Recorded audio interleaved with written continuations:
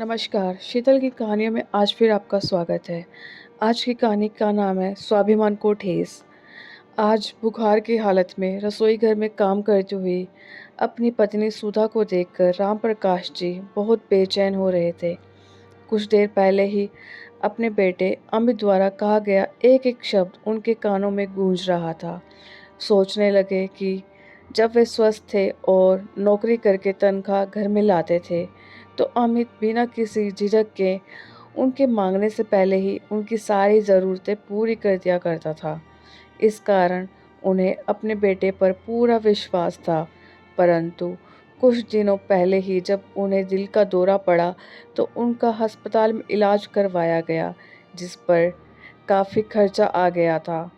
अस्पताल में इलाज करवाने के बाद घर पर रहकर आराम कर रहे थे।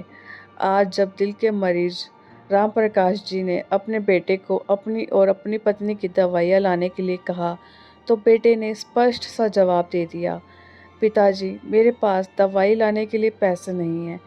जितने पैसे आपकी पेंशन के आए थे, वे सब आपके इलाज में ही खर्च हो गए। बाद आपकी पेंशन आ जाएगी तो मैं दवाइयाँ ला दूँगा, और पैसे भी 2 दिन बाद आप दोनों दवाई नहीं खाएँगे तो कुछ बिगड़ने वाला नहीं है।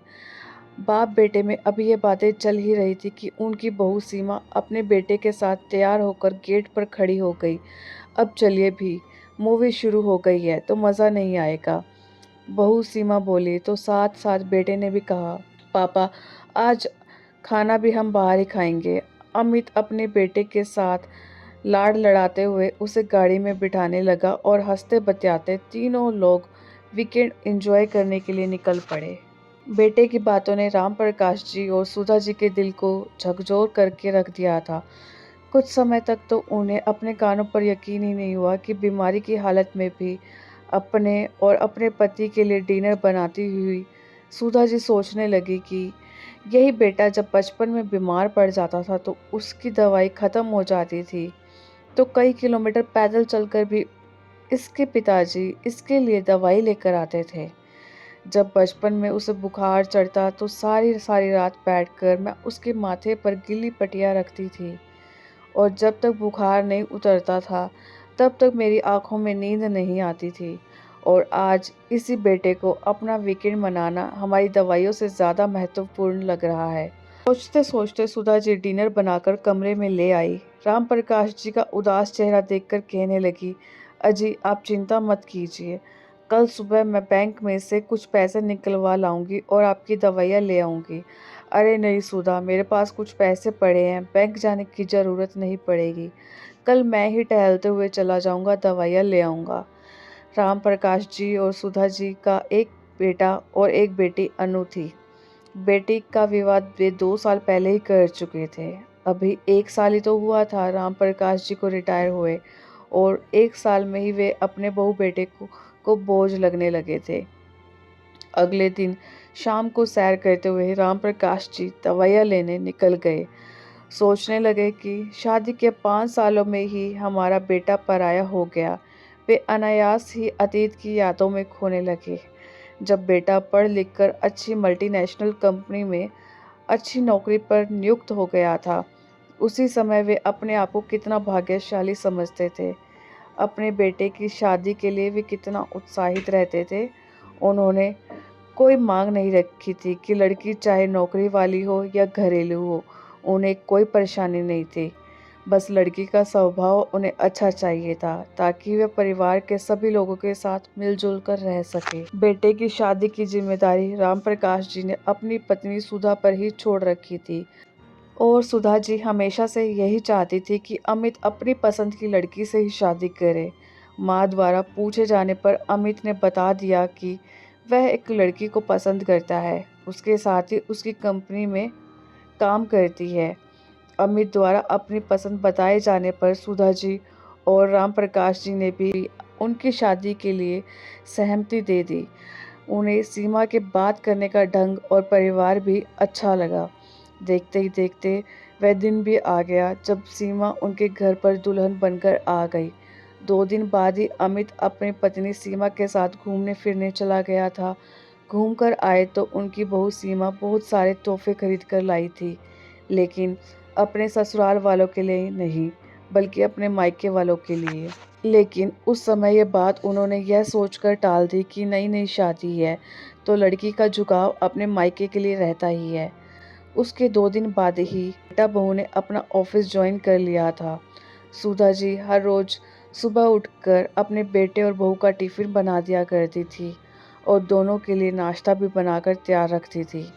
अमित और सीमा दोनों एक साथ दफ्तर के लिए निकल जाया करते थे। कुछ दिनों तक ऐसा ही चलता रहा, लेकिन कुछ दिनों बाद सुधा जी ने महसूस किया कि उनकी बहू सीमा उनके साथ काम करवाने में बिल्कुल दिलचस्पी नहीं लेती थी। रात को अमित के साथ ही घर वापस आती थी और उसके साथ कमरे में चली जाती थी। रात के सारे खाने का इंतज़ाम भी सुधा जी ही करती थी और बहू सिर्फ खाना खाने के लिए ही कमरे से बाहर आती थी और खाना खाकर वापस अपने कमरे में चली जाती थी। सुधा जी और राम प्रकाश जी दोनों ने महसूस किया कि उनकी बहू उनके साथ बात करने में भी दिलचस्पी नहीं लेती थी। शुरू में तो उन्हें लगा कि शायद नया माहौल होने के कारण उनकी बहू इस तरह का व्यवहार कर रही है, लेकिन शादी के 1 साल बाद जब उसने बेटे को जन्म दिया, तब भी बहू का व्यवहार वैसा ही था।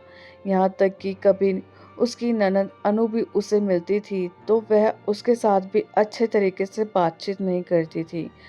अनु ने भी यह महसूस किया कि उसकी भाभी उसके साथ बातचीत करने में दिलचस्पी नहीं रखती। यह बात सुधा जी और राम प्रकाश जी के मन में बहुत खटकती थी। खैर धीरे-धीरे समय बीतता गया और राम प्रकाश जी की रिटायरमेंट का भी समय आ गया। रिटायरमेंट के बाद राम प्रकाश जी और सुधा जी ने एक पार्क में योगा क्लास अटेंड करना शुरू कर दिया और शाम के समय राम प्रकाश जी कोई ना कोई किताब पढ़ने बैठ जाया करते थे। वे अपने रिटायर्ड ज़िंदगी का बहुत अच्छे से इस्तेमाल कर रहे थे, लेकिन वक्त को कुछ और ही मंजूर था। कुछ दिनों बाद ही राम प्रकाश जी को दिल में दर्द की शिकायत हुई और अचानक ही दिल का दौरा पड़ गया। इलाज करवाने में ही रिटायरमेंट से मिले हुए सारे पैसे ख़त्म हो गए और साथ ही में उस घर में उनके लिए मान सम्मान और इज्जत भी। पिछली बातें याद करते करते अपनी दवाइयाँ लेने जाते हुए राम प्रकाश जी की आंखों में आंसू आ गए। सोचने लगे यही इंसान की औकात है, जब पैसा ख़त्म हो जाए तो अपने बच्चे भी भाव नहीं देते। दवाइयाँ लेकर घर वापस आ ही रहे थे तो रास्ते में देखा कि एक हलवाई की दुकान पर जलेबियाँ तली जा रही थी। सुधा को जलेबी बहुत पसंद है और कुछ पैसे भी बचे थे। यह सोचकर राम प्रकाश जी ने थोड़ी सी जलेबी भी खरीद ली। शाम को जब बेटा बहू घर आए तो राम प्रकाश जी अपनी पत्नी के साथ जलेबियों का आनंद ले रहे थे। यह सब कुछ देखकर बेटा भड़क उठा। आप जानते हैं कि जलेबियाँ आपकी सेहत के लिए ठीक नहीं है। एक तरफ तो दवाइयों पर पैसे खर्च हो रहे हैं, दूसरी तरफ आप ही उल्टी सीधी चीज़ें खा रहे हैं। हद हो गई चटोरेपन की। इतने में राम प्रकाश जी ने कहा, बेटा मैं दवाइयाँ लेने गया था, रास्ते में जलेबियों की दुकान पर जलेबियाँ बनती देखी तो मैं तुम्हारी माँ के लिए थोड़ी सी ले आया। ये सुनकर बहू बोले, लेकिन कल तक तो आपके पास दवाई के लिए भी पैसे नहीं थे, आज ये जलेबियाँ कहाँ से आ गई? बहू मेरे पास कुछ पैसे पड़े थे, मैं उन्हीं पैसों से ये लेकर आया हूँ और वैसे मुझे नहीं लगता कि मुझे तुम्हें इस बात के लिए तुम्हें सफाई देनी चाहिए। पिताजी ये फालतू के खर्चे करने की कोई आवश्यकता नहीं है।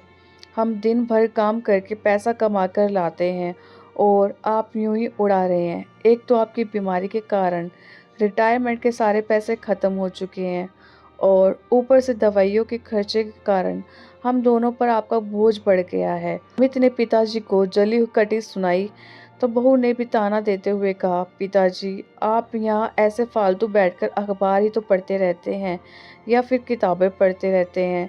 इससे अच्छा आप कोई नौकरी क्यों नहीं शुरू कर देते, कुछ आमदनी भी हो जाएगी और वैसे भी जब तक हाथ पैर चल रहे हैं तब तक इस तरह से बेकार नहीं बैठना चाहिए। राम प्रकाश जी और सुधा जी अपने बेटे बहू के बात करने के अंदाज और उनकी बातें सुनकर हैरान ही रह गए। कैसी बात कर रही हो बहू, हम दोनों क्या तुम लोगों के ऊपर बोझ हो गए? सुधा जी ने कहा, हाँ माँ जी, बोझ नहीं तो क्या हो, कोई भी बेकार और खाली इंसान दूसरे इंसान के ऊपर बोझ ही तो बन जाता है। जब पिताजी बाहर जाकर दवाइयाँ ला सकते हैं तो बाहर जाकर नौकरी क्यों नहीं कर सकते। बहू के मुंह से इतनी अपमानजनक बातें सुनकर राम प्रकाश जी को तो जैसे काटो तो खून नहीं। उन्होंने अपने बेटे की तरफ देखा, वह ऐसे चुपचाप खड़ा था जैसे पत्नी की बातों में सहमति जता रहा हो। उधर सुधा जी यह सोच सोच कर हैरान हो रही थी कि जिस आदमी ने हमेशा डटकर काम किया था, जिसकी ईमानदारी के चर्चे पूरे शहर में किए जाते थे, जिसने अपने बच्चों की शिक्षा के लिए कहीं भी कोई कमी नहीं रखी, उस आदि उस आदमी के स्वाभिमान को कितनी ठेस पहुंची होगी। यह सोचकर सुधा जी ने पीछे मुड़कर देखा तो हैरान रह गई। उनके भैया भाभी दरवाजे पर खड़े थे। उनके चेहरे के भाव से ही दिख रहा था कि उन्होंने सारी बातें सुन ली हैं। जैसे ही सुधा जी ने अपने भाई की तरफ देखा, वह अपने आंसुओं के सैलाब को रोक ना पाई। वे रात को राम प्रकाश जी के घर पर ही रुके। अगले दिन सुबह जब अमित अपनी पत्नी के साथ नौकरी पर चला गया, तो सुधा जी राम प्रकाश जी से कहने लगी कि हम इस घर में एक पल के लिए भी नहीं रहेंगे। यह सुनकर सुधा जी को शांत कराते हुए उनका बड़ा भाई बोला, सुधा तुम ये बात कैसे कह सकती हो? यह घर आप दोनों का खरीदा हुआ है और आप दोनों इस घर को छोड़कर क्यों जाएंगे? अगर किसी को जाना ही होगा तो वह आपके बेटा बहू होंगे। उन दोनों की बातों ने राम प्रकाश जी को और सुधा जी को बहुत हौसला दिया, लेकिन जब वह चले गए तो घर में शांति सी छा गई। सुधा जी वैसे ही खाना बनाती रही और अमित और सीमा बेशर्म बनकर नाश्ता करते, अपना टिफिन ले जाते और रात को खाना बाहर से ही खाकर आते। राम प्रकाश जी के दिमाग में क्या चल रहा था कोई नहीं जानता था। वे रोज सुबह निकल जाते, शाम को घर वापस लौटते। सुधा जी भी जब पूछती तो यही जवाब देते कि वक्त आने पर बताऊंगा। एक दिन राम प्रकाश जी ने घर पर एक छोटी सी पार्टी रखी और अपने कुछ दोस्तों को बुलाया। कुछ बहुत दिनों बाद घर पर खुशी का माहौल बन गया। घर का माहौल देखकर बेटा बहू हैरान रह गए। सोचने लगे कि ऐसा क्या हो गया जो घर पर सब लोग आए हुए हैं। पिताजी आज क्या कोई पार्टी है क्या, जो आपके दोस्त घर पर इकट्ठा हो रहे हैं? अमित ने पूछा। राम प्रकाश जी ने कहा, इतनी भी क्या जल्दी है बेटा, अभी थोड़ी देर में बताता हूँ, सब्र रखो।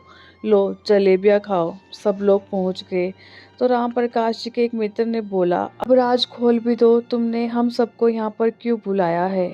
तब राम प्रकाश जी बोले, अरे आज बहुत खुशी का दिन है। तुम यकीन नहीं मानोगे कि इस बूढ़े निठल्ले और लाचार आदमी को भी नौकरी मिल सकती है। अब मैं बेकार आदमी नहीं हूँ और सबसे बड़ी बात कि अब मैं किसी पर बोझ नहीं हूँ। मैं अपना और अपनी पत्नी का खर्चा उठा सकता हूँ और किसी की हिम्मत नहीं होगी कि मुझे बूढ़ा और बेकार कह सके। यह सब कहते हुए राम प्रकाश जी ने अपने बेटे और बहू की तरफ देखा और अपने मित्र सतीश कुमार का आभार व्यक्त करते हुए बोला, आज मेरे मित्र के कारण मुझे नौकरी मिल गई है। इन्होंने मुझे अपने दफ्तर में अकाउंटेंट के पद पर नौकरी लगवा दी है, जहाँ मेरा वेतन भी बहुत अच्छा है और इसी खुशी में मैंने आज सबके लिए पार्टी रखी है। सभी लोग खा पीकर उन्हें बधाइयाँ देने लगे। जब सब लोग चले गए तो राम प्रकाश जी ने अपने बेटे और बहू को बुलाया और कहा, बेटा यदि आज तुम अफसर बनकर खड़े हो तो इसमें मेरा और तुम्हारी माँ का बराबर का योगदान है। तुम्हारी माँ ने दिन रात तुझे पढ़ने के लिए प्रेरित किया और तुम एक बात शायद भूल रहे हो कि मेरे रिटायर होने से पहले तक घर पर मेरी तनख्वाह से ही खर्च होता था और तुम अपनी सारी तनख्वाह बचा कर रखते थे। और आज यदि हमारी दवाइयों पर कुछ पैसे खर्च करने की बात आई तो तुमने हमें कोरा जवाब दे दिया। तुम्हें शायद हमारी आवश्यकता नहीं, लेकिन हम दोनों को एक दूसरे की बहुत ज़रूरत है। तुम तो जब चाहे घूमने चले जाते हो और बाहर खाना खाकर आते हो, लेकिन हम दोनों को एक दूसरे का ही सहारा है। अपने पिता की यह बातें सुनकर अमित को अपनी गलती का एहसास हो रहा था। मन ही मन में बेहद शर्मिंदा हो रहा था, लेकिन बहू के चेहरे पर शिकन तक ना था। राम प्रकाश जी ने उन्हें आदेश दिया कि बेटा तुम दोनों 15 दिन के अंदर अंदर अपने लिए नया मकान देख लो, क्योंकि मैं अपने इस घर में अपनी मर्जी के अनुसार रहना चाहता हूँ। मैं यह बात कतई बर्दाश्त नहीं करूँगा कि मेरे घर में वह लोग रहे जो मुझे बेकार समझते हैं। अब यह बूढ़ा स्वाभिमान के साथ जीना चाहता है। यह सुनकर अमित जड़वत रह गया और बहू का मुंह खुला का खुला रह गया। वे दोनों जानते थे कि मुंबई जैसे शहर में किराए का घर ढूंढने का मतलब है कि आधी तनख्वाह उसी में निकल जाएगी और घर के बाकी खर्चे अलग। अमित ने इशारों ही इशारों में अपनी पत्नी सीमा को माफ़ी मांगने के लिए कहा तो दोनों एकाएक माता पिता के चरणों में गिर पड़े और बोले, हमें माफ़ कर दीजिए पिताजी, हमसे बहुत बड़ी गलती हो गई। इस पर सुधा जी बोली, अमित बेटा, हमें तुमसे कोई गिला नहीं है, लेकिन तुम्हारे पिताजी जो कह रहे हैं वह भी गलत नहीं है। तुम्हें 15 दिन के अंदर कोई अपना आशियाना ढूंढना ही पड़ेगा ताकि हम अपना जीवन स्वाभिमान के साथ जी सकें। तुम मेरे बेटे हो, इसलिए मैं चाहकर भी तुमसे मुंह नहीं मोड़ सकती, लेकिन मुझे अपने पति का स्वाभिमान भी उतना ही प्रिय है। फिर राम प्रकाश जी बोले, इसलिए हम दोनों ने यह फैसला लिया है कि जब तक हम जिंदा है इस मकान पर हमारा ही हक रहेगा और जब हम में से कोई एक अकेला रह जाएगा तो उसकी सेवा का जिम्मा सिर्फ तुम्हारा होगा। यह मकान तुम्हें मिलेगा या नहीं वह तुम्हारे द्वारा की जाने वाली सेवा पर निर्भर करेगा, लेकिन फिलहाल तुम्हें किराए के मकान में ही रहना होगा। आज अमित और सीमा को अपने किए पर पछतावा हो रहा था। आज उन्हें समझ में आ रहा था कि अपने पिताजी के स्वाभिमान को ठेस पहुंचाकर उन्होंने कितनी बड़ी गलती कर दी है। आप सबको कहानी कैसी लगी कमेंट बॉक्स में ज़रूर बताएं और चैनल को सब्सक्राइब ज़रूर कीजिए। धन्यवाद।